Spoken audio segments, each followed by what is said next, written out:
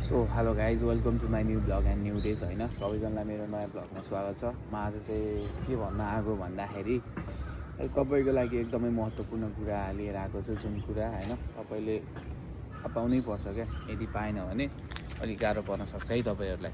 कसरी र किन गाह्रो पर्न सक्छ म पछि ब्लगको लास्टमा भन्नेछु। तपाईँहरू हेर्दै जानुहोस् र कुराहरू सिक्दै जानुहोस् है।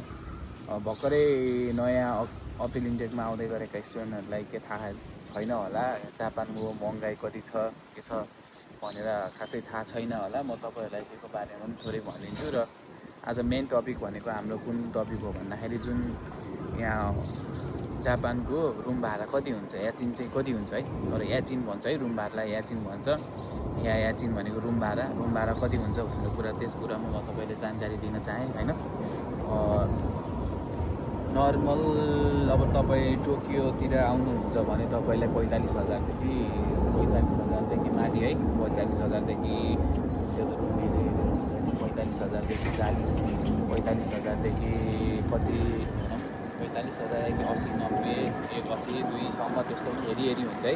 तपाईँहरू बुझ्नु अब मतलब 45देखि चाहिँ सुरु हुन्छ है। त्यही पनि टोकियोमा 45 हल्का गाउँ त साइडतिर अलिक बजारको टाढातिर 45मा पाउने, नत्र भने पाउँदैन है। अब तपाईँहरूलाई मेन एरिया जस्तै सिन्जुकुतिर होइन, सिन्जुकुतिर अनि उता सिन्जुकु कता सिन्जुकु अलि मेन एरियाहरू छ नि, जुन एरियामा त्यसमा चाहिँ 1 लाखदेखि माथि नै पर्छ। प्लस तपाईँको पानीको बिल, वाटर बिल, पानीको बिल, ग्यास बिल गरेर सबै त्यस प्लस आफूले पनि तिर्नुपर्ने हुन्छ होइन।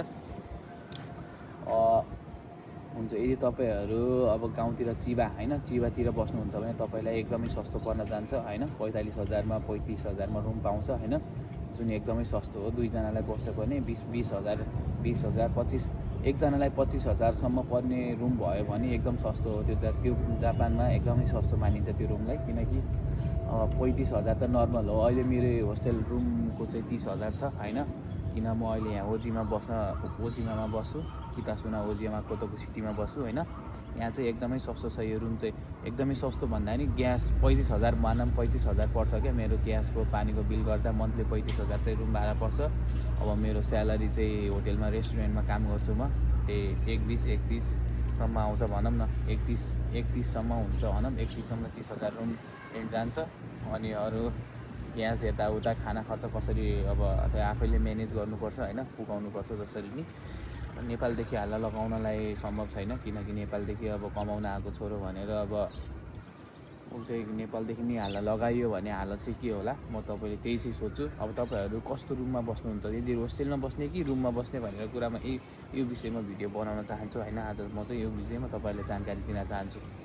यदि तपाईँ अब गाउँतिर जाँदै हुनुहुन्छ, उतातिर कता अलिक टाढै भनौँ न, सहरदेखि टोकियो सिटीदेखि टाढै गाउँतिर ओसाकातिर जानुहुन्छ भने तपाईँलाई रुममा बस्दा फाइदा। किनभने अब रुमको प्लस मान्छे कम हुन्छ होइन, मान्छे कम हुन्छ। मेन कारण चाहिँ होस्टेलको नराम्रो चाहिँ मेन त्यही हो कि धेरै मान्छे हुन्छ।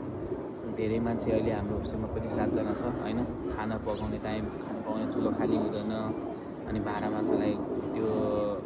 माझ्ने ठाउँ खाली हुँदैन होइन। भोक लागिरहेको हुन्छ। सब त्यस्तै छ अलि होइन। सब त्यस्तै खालको मान्छेहरू हुन्छ। राम्रो रुममेट पऱ्यो, राम्रो होस्टेलका साथीहरू पऱ्यो भने राम्रो हुन्छ। तर हरेक कुरामा राम्रो हुँदैन, किनभने हरेक कुरा डिफ्रेन्ट एन्ड फरक हुन्छ। होस्टेलमा धेरै गाह्रो छ जिन्दगी। होस्टेलमा रुम लगेर बस्ने चाहिँ तपाईँले 2जना 3जनासम्म रुम लगेर बस्नु सक्नुहुन्छ। तपाईँहरूलाई भाडा पनि सस्तो पर्न जान्छ र राम्रो साथी भयो भने एकदम राम्रो हुन्छ। दुवैजनालाई साथ सपोर्ट हुन्छ यहाँ। तर जापानमा एकदमै साथ सपोर्टको खाँचो पर्छ, जुन मेरो कोही पनि छैन होइन। त्यसैले तपाईँहरू एकदम होइन, एकदम मेहनत गरेर आउनु सबैले, ताकि गाह्रो नहोस्।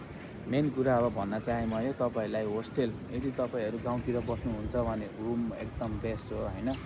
रुम एकदम बेस्ट हो। तपाईँलाई मेरो रुममा बस्नु भन्न चाहेँ। 6 महिना होस्टेल बसेर रुम खोजिदिइहाल्नु। अब तपाईँ सहरतिर बस्न चाहनुहुन्छ, मतलब टोकियो सिटी ओसाका सिटीतिर बस्नुहुन्छ, होस्टेल नै बस्नुहोस्। किनभने होस्टेलको किमोनी भन्ने हुन्छ होइन। किमोनी कस्तो हो त, किमोनी भनेको कतिलाई थाहा छैन होला। किमोनी भनेको यहाँ रुम सर्नुभन्दा अगाडि, रुम लिनुभन्दा अगाडि तपाईँले 1.5, 2 लाख, 3 लाख, 1,50,000सम्म बुझाउनु पर्ने हुन्छ होइन। जुन त्यो स्टुडेन्टलाई एकदमै महँगो पर्न जान्छ। जुन अब 2-4 जना साथीहरू मिलेर 2-4 जना साथीहरू मिलेर तिर्न त सकिन्छ, बट 2-4 जना रुममा बस्दाखेरि अहिले नराम्रो पनि हुन्छ होइन। त्यही भएर होस्टेलमा बस्न राम्रो। अनि होस्टेलमा के हुन्छ भने किमुनी तिर्नु पर्दैन, त्यति धेरै किमुनी तिर्नु पर्दैन, जस्ट 40-50 हजार पहिला चाहिँ तिर्नुपर्छ भन्ने सुनेको मैले चाहिँ होइन। त्यो मलाई पनि थाहा छैन। मैले चाहिँ अब नेपालदेखि 6 महिनाको तिरेर आएको हो, जुन मलाई अब अर्को महिनादेखि चाहिँ मैले रुम रेन्ट तिर्नुपर्ने हुन्छ मेरो 30,000।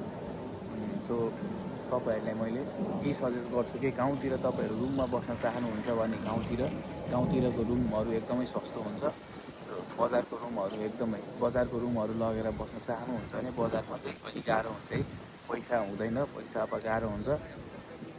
सो त्यही कारणले चाहिँ मैले के भन्न चाहेँ, बजारमा बस्नुहुन्छ भने चाहिँ होस्टेलमा बस्नु राम्रो। गाउँतिर अब कतै अलिक टाढै बस्छु, गाउँदेखि टाढै बस्छु भन्न चाहनुहुन्छ भने तपाईँलाई रुम चाहिँ एकदम बबाल हुन्छ है रुममा, किनकि 2 जना साथी भएपछि एकदम राम्रो शान्त एरिया, पढ्न पनि मन लाग्छ, खाना पकाउन पनि आनन्द हुन्छ 2 जनालाई होइन। अहिले मेरै होस्टेलको कुरा गरौँ, 6-7 जना मान्छे छ, खाना बनाउने टाइम हुँदैन।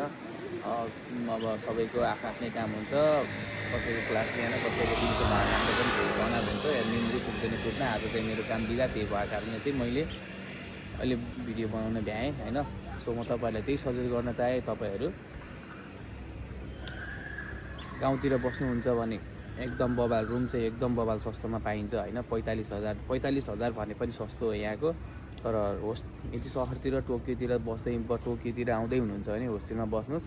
होस्टेलमा बसेर कोही राम्रो 3-4 जना साथीहरू अलिक चिबातिर चाहिँ सर्न चाहनुहुन्छ भने गाउँतिर चाहिँ सर्न, साइतामातिर तपाईँले सर्नुभयो भने एकदमै तपाईँलाई रुम सस्तो पर्न जान्छ क्या। त्यही भएर आजको ब्लग नै यति नै।